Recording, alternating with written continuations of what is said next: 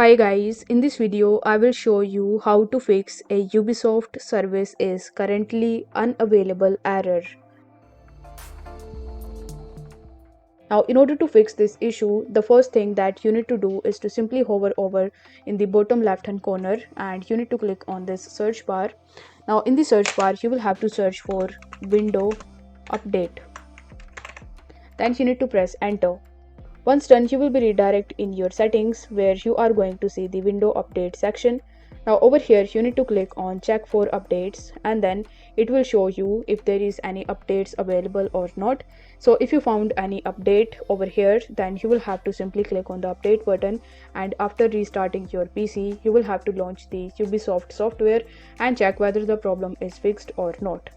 If the problem still persists, then what you can do is you can simply make sure that the date and time in your PC is correct. In order to do this, you will have to again click on the search bar, and this time you will have to search for date and time. Then you are going to see the date and time settings, so you will have to click on it. Once done, you will be redirected in the time and language and date and time section where you will have to make sure that the set time automatically toggle button is turned on. Then you will have to make sure that the time zone that is selected is correct and perfectly synced. If it is not synced properly, then you can click on this sync now button in the bottom, and then it will take some time to sync your date and time.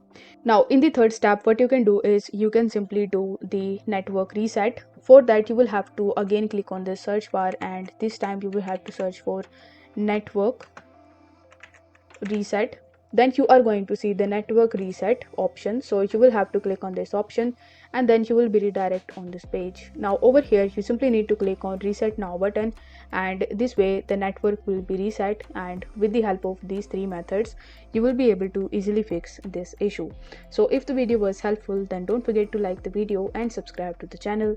Thank you so much for watching.